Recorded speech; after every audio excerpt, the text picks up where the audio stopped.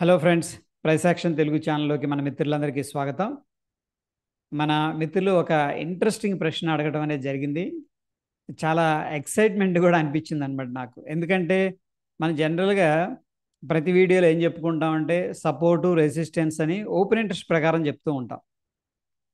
నిజానికి ఓపెన్ ఇంట్రెస్ట్కి అసలు ఈ నిఫ్టీ ఇండెక్స్కి సంబంధం లేదు. ఎందుకంటే డెరైవ్డ్ ప్రొడక్ట్స్ అవి.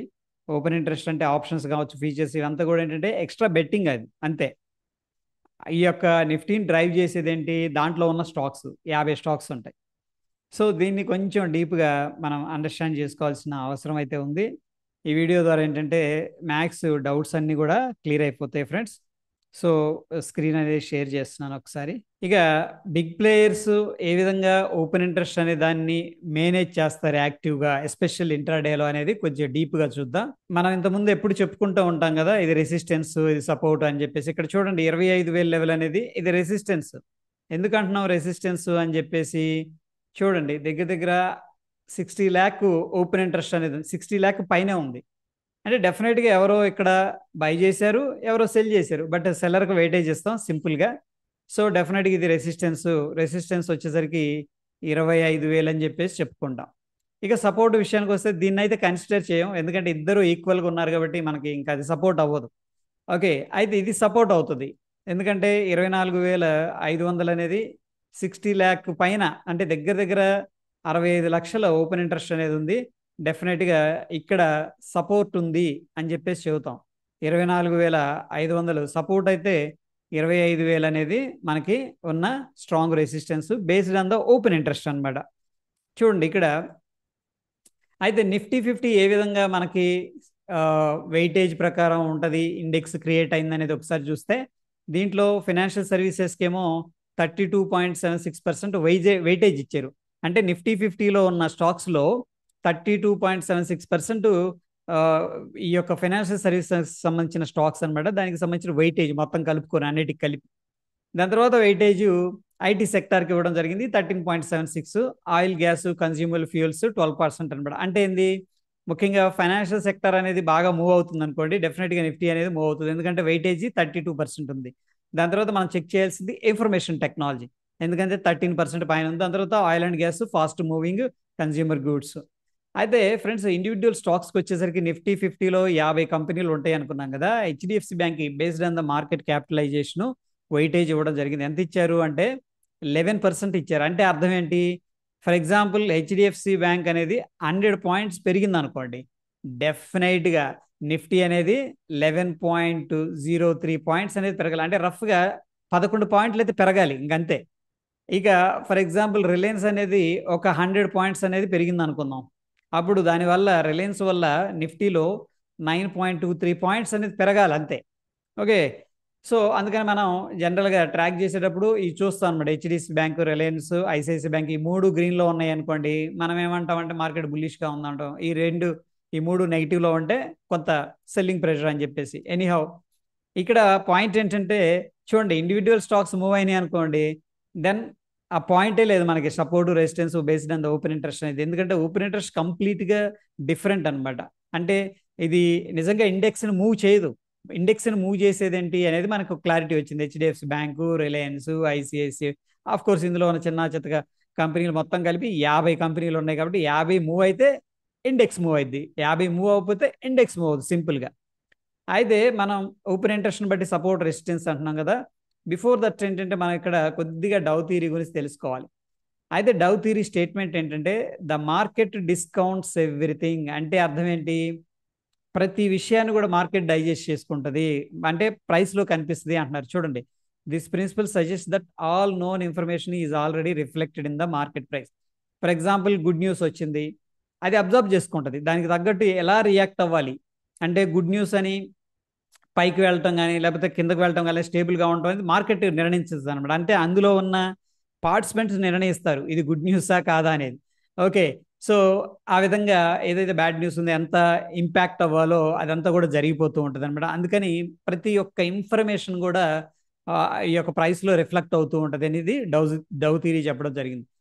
అయితే ఏమంటున్నారంటే however intraday manipulations by big players can create short term distractions in price. ఏమంటున్నారంటే ఈ యొక్క ఇంట్రాడే బిగ్ ప్లేయర్స్ ఎవరైతే ఉన్నారో వాళ్ళ వల్ల షార్ట్ టర్మ్ ప్రైసెస్ అయితే ఫ్లక్చువేట్ అవుతాయి అని చెప్పేసి, అంటే వాళ్ళు మ్యానిపులేట్ చేయగలరు అని చెప్పేసి చెప్తూ ఉన్నారనమాట. అయితే చూడండి, అండర్లయింగ్ ఫండమెంటల్స్ ఏం మారక్కర్లేదు. ఫర్ ఎగ్జాంపుల్ ఈరోజు హెచ్డిఎఫ్సి బ్యాంక్ ఉంది అనుకుందాం, ఎగ్జాంపుల్గా 2% పెరిగింది, ఏమీ జరగలేదు. For example next day HDFC bank అనేది 2% అనేది కిందకు వెళ్ళింది. ఫండమెంటల్లో ఏమీ మార్పు లేదు, అదే మేనేజ్మెంటు, అదే నంబర్ ఆఫ్ వాళ్ళ ఏమంటాం ఆఫీసెస్, ఓకే, అదే ఎంప్లాయీస్, ఏమీ మారల. కానీ ఒకరోజేమో పెరిగింది, ఒకరోజేమో తగ్గింది. అంటే ఈ షార్ట్ టర్మ్ నాయిస్ అనమాట, ఇవన్నీ కూడా బిగ్ ప్లేయర్స్ అనేవాళ్ళు క్రియేట్ చేయగలరు అనేది డౌ థియరీ అనేది క్లియర్గా చెప్తూ ఉంది. దాని తర్వాత చూడండి, ఇంట్రాడే అప్లికేషన్స్ మనం చూసుకున్నట్టయితే, during the intraday trading large players may use their resources to create artificial price movements. వాళ్ళు వాళ్ళ దగ్గర ఉన్న రిసోర్సెస్ అనేది యూజ్ చేసుకొని ఆర్టిఫిషియల్గా ప్రైస్ మూమెంట్స్ అనేది క్రియేట్ చేస్తారు అని చెప్పేసి చెప్తూ ఉన్నారనమాట. సో ఆ ఏదైతే ఆర్టిఫిషియల్ మూమెంట్ వస్తుందో అది బ్రాడర్ ట్రెండ్ ఏదైతే ఉందో, అంటే పెద్ద ట్రెండ్, బిగ్ పిక్చర్లో ట్రెండ్, దానికి ఎగెనిస్ట్గా ఉండొచ్చు, దానికి ప్యారలల్గా కూడా ఉండొచ్చు అనమాట. అయితే ఇక్కడ ఒక పాయింట్ అనేది మెన్షన్ చేశారు, ఏంటంటే బిగ్ ప్లేయర్స్ అనేవాళ్ళు వాళ్ళ యొక్క రిసోర్సెస్ యూజ్ చేస్తారు. అంటే ఏం రిసోర్సెస్ యూజ్ చేస్తారు? ఫస్ట్ వచ్చేసరికి లార్జ్ మనీ అనేది యూజ్ చేస్తారు. దాని తర్వాత అవసరం అనుకుంటే న్యూస్ కూడా క్రియేట్ చేస్తారు. పాజిటివ్ కావాలంటే పాజిటివ్ క్రియేట్ చేస్తారు, నెగిటివ్గా కావాలంటే కూడా నెగిటివ్గా ఆర్టికల్స్ అనేది రన్ చేయగలిగిన ఎబిలిటీ అనేది వాళ్ళకు ఉంటుంది అనమాట. ఓకే, సో ఇక్కడ చూడండి, అండ్ మోరోవర్ ఏంటంటే వాళ్ళు రిటైలర్స్ ఆర్డర్స్ని ట్రాక్ చేస్తూ ఉంటారు, స్టాప్ లాసెస్ కావాలంటే ట్రిగ్గర్ చేస్తారు. ఇప్పుడేముంది, ఇక్కడ సపోర్ట్ ఉంది, సపోజ్ న్యూస్ నెగిటివ్ ఉంది అనుకోండి, అందరు సెల్ చేస్తారు, ఓకే, ఇట్లా కిందకు వచ్చేసింది, ఇక్కడ వాళ్ళు ఎగ్జిట్ అయిపోతారు, వీళ్ళు ఏం చేస్తారంటే బయింగ్ చేస్తారు, కావాలంటే కూడా చేస్తారనమాట ఈ విధంగా. అయితే ఫ్రెండ్స్, ఇవన్నీ కూడా మనం చూసుకున్నట్టయితే బిగ్ ప్లేయర్స్ అనేవాళ్ళు వాళ్ళ యొక్క ఓపెన్ ఇంట్రెస్ట్ లెవెల్స్ని డిఫెండ్ చేస్తారు, ఎస్పెషల్లీ ఇంట్రాడే ట్రేడింగ్ చేసేటప్పుడు. ఓకే, సో ఎందుకు, ఎలా, ఏంటిది అనేది మనం చూద్దాం. ఇక్కడ చూడండి, వాళ్ళు కాల్ పొజిషన్ ఉందనుకోండి ఇక్కడ, అంటే వాళ్ళు ఏం చేశారు, సెల్ చేశారు. ఎగ్జాంపుల్గా చెప్తున్నాను, 25,000 కాల్ అనేది సెల్ చేశారు. ఓకే, సో ఈ యొక్క ఏదైతే రెసిస్టెన్స్ లెవెల్ ఉందో ఆ లెవెల్ క్రాస్ అవ్వకుండా వాళ్ళు కాపాడుకుంటారనమాట. ఓకే, డిఫెండ్ అయితే చేస్తారు. అండ్ ఫ్రెండ్స్, ఒకవేళ ఈ లెవెల్ క్రాస్ అవుతుంది అనుకోండి, వాళ్ళు కూడా లిమిటెడ్ ఫండ్స్ ఉంటాయి, అన్లిమిటెడ్గా ఏమి ఉండవు కదా, లక్షల కోట్లు ఏం వాడరు ఒకటే రోజులో, వేల కోట్లు, వందల కోట్లు యూస్ చేస్తారు మ్యానిపులేట్ చేయడానికి. అయితే ఒకవేళ ఏదన్నా రిస్క్ అవుతుంది అనుకున్నప్పుడు వాళ్ళు ఏం చేస్తుంటారంటే, ప్రీవియస్గా మనం ఏమనుకునే వాళ్ళం, ఈ కాల్ ఆప్షన్ బై చేస్తారు అనుకునేవాళ్ళం. ఈ 25,000 కాలు బ్రేక్అవుట్ అయితే ఇంకా అక్కడ నుంచి వాళ్ళు కాల్ బై చేసుకుని లాస్ బుక్ చేసుకుంటారు. ఇన్స్టెడ్ ఏంటంటే మ్యాక్స్ 80%, 90% ఎలా జరుగుతుందంటే, వాళ్ళు అండర్లయింగ్ ఎసెట్ బై చేయడానికి ట్రై చేస్తారు. అండర్లయింగ్ ఎసెట్ అంటే ఇక్కడ స్టాక్స్ అనమాట. ఇన్స్టెడ్ బుకింగ్ లాస్ ఏంటంటే, వాళ్ళు ఎంత, ఫర్ ఎగ్జాంపుల్ 0.5 డెల్టా ఉన్న ఆప్షన్ వాళ్ళు సెల్ చేశారు అనుకోండి, కాల్ ఆప్షన్, మార్కెట్ పైకి వెళ్తుంది, ఇప్పుడు వాళ్ళు వెళ్ళి కాల్ని స్క్వేర్ ఆఫ్ చేయరు. ఓకే, వాళ్ళు ఏం చేస్తారంటే అండర్లయింగ్ ఎసెట్ని బై చేస్తారు, లైక్ స్టాక్స్ అనమాట. అప్పుడు వాళ్ళకి ఏంటంటే ఆ డెల్టా లాస్ అనేది న్యూట్రల్ అయిపోతుంది. ఇది కొంచెం డీప్గా వెళ్ళాల్సిన సబ్జెక్ట్ అనుకోండి, వెరీ బేసిక్గా. ఫ్రెండ్స్, ఇక మార్కెట్ని ఏ విధంగా ఇన్ఫ్లుయెన్స్ చేస్తారన్న విషయానికి వస్తే, ఆర్డర్ ఫ్లో ఇంపాక్ట్ అనేది ఉంటుంది. వీళ్ళ దగ్గర పెద్ద పెద్ద ఫండ్స్ ఉంటాయి కాబట్టి వీళ్ళు ఏం చేస్తారంటే, వాళ్ళ యొక్క పొజిషన్స్ ఏదైతే ఉన్నాయో, ఓపెన్ ఇంట్రెస్ట్ లెవెల్స్, ఆ లెవెల్స్ని వాళ్ళు డిఫెండ్ చేసుకోవడం జరుగుతుంది. ఫర్ ఎగ్జాంపుల్ ఇక్కడ మనం చెప్పుకున్నాం కదా, రెసిస్టెన్స్ ఉందంటే దాన్ని కాపాడుకోవాలంటే అగ్రెసివ్గా వాళ్ళ దగ్గర ఉన్న స్టాక్స్ అనేది సెల్లింగ్ చేయడం జరుగుతుంది, అందుకని ఈ లెవెల్ క్రాస్ అవ్వదు. ఒకవేళ ఈ యొక్క సపోర్ట్ అనేది వాళ్ళు డిఫెండ్ చేసుకోవాలనుకుంటే అగ్రెసివ్గా బాయింగ్ అనేది చేయటం అనేది జరుగుతుంది. లార్జ్ ఆర్డర్స్ అనేది వాళ్ళు కావాలంటే కూడా చేస్తారనమాట. దాని తర్వాత సెకండ్ వచ్చేసరికి మనకి సైకలాజికల్ టాక్టిక్స్ అనేది కూడా ప్లే చేస్తారు. సో చూడండి, అవసరం అనుకుంటే ఇది సపోర్టు అని వాళ్ళు ఏంటంటే కంట్రోల్ చేయగలరు అనమాట. సో రిటైలర్స్ కూడా ఫీల్ అయ్యే విధంగా ఇది సపోర్టు, ఇది రెసిస్టెన్స్ అనే విధంగా కావాలంటే కూడా అలా క్రియేట్ చేయగలిగిన ఎబిలిటీ అనేది వాళ్ళకు ఉంది. సో దీనివల్ల ఏంటంటే, ఓకే, సపోర్ట్ ఉంది, నేను బై చేస్తాను, ఓకే, ఆ సపోర్ట్ని బ్రేక్ అవ్వకుండా వాళ్ళు కూడా కాపాడతారు కదా, అట్లా అనమాట. వాళ్ళ పొజిషన్స్ ఎక్కువగా ఉన్నాయి, సపోర్ట్ క్రియేట్ చేశారు, అందరు బై చేస్తున్నారు, వాళ్ళు చేయలేనప్పుడు ఆ సపోర్ట్ క్రియేట్ చేయడం వల్ల అక్కడ లైక్ క్యాండిల్ రిజెక్షన్స్ కానీ ఇవన్నీ కూడా సపోర్ట్ సింబల్స్ కదా, అట్లా కూడా ఏంటంటే టాక్టిక్స్ అనేది ప్లే చేస్తారు. అంటే ఓవరాల్గా ఏంటంటే, వీళ్ళు కావాలి అనుకుంటే సపోర్ట్ని క్రియేట్ చేసి దానికి సపోర్ట్గా రిటైలర్స్ని తీసుకొస్తారనమాట. కావాలి అనుకుంటే వీళ్ళు రెసిస్టెన్స్ క్రియేట్ చేసి దానికి సపోర్ట్గా రిటైలర్స్ని అక్కడికి తీసుకురాగలిగిన టాక్టిక్స్ అనేది కూడా ప్లే చేస్తారు. నెక్స్ట్ గామా స్క్వీజ్, ఒక్కోసారి గామా బ్లాస్ట్ అంటే కొద్దిగా డిఫరెంట్, బట్ సింపుల్ వేలో ఏంటంటే ఇక్కడ చూడండి, వీళ్ళు డెల్టా హెడ్జింగ్ చేస్తూ ఉంటారు కదా. ఒక ఇంపార్టెంట్ లెవెల్ క్రాస్ ఓవర్ జరుగుతున్నప్పుడు వీళ్ళు ఏం చేస్తారంటే అగ్రెసివ్గా ఆప్షన్స్ బై చేయరు, అండర్లయింగ్ ఎసెట్ బై చేస్తారు. అంటే లైక్ స్టాక్స్ అనుకోవచ్చు. ఫర్ ఎగ్జాంపుల్ ఇప్పుడు 25,000 క్రాస్ అవుతుంది, ఇది రిస్క్ అనిపించింది, వెంటనే ఏం చేస్తారంటే హెచ్డిఎఫ్సి బ్యాంకు హెవీ వెయిట్స్ ఉన్నాయి కదా, అట్లా వాళ్ళకు క్యాల్కులేషన్ ఉంటుంది, వాటిని బై చేస్తారు. అప్పుడు ఆ రిస్క్ అనేది న్యూట్రల్ అయిపోద్ది. ఇంకా అక్కడ నుంచి వెళ్ళింది అనుకోండి, డెఫినెట్గా ఇక్కడ ఇండిసెస్ పెరగాలన్నమాట. ఐ మీన్ స్టాక్స్ అనేది పెరగాలి, ఇక్కడ ప్రాఫిట్ వస్తుంది, అక్కడ లాస్ వస్తుంది. సో ఈ విధంగా ఏంటంటే డెల్టా హెడ్జింగ్ అనేది చేస్తారు.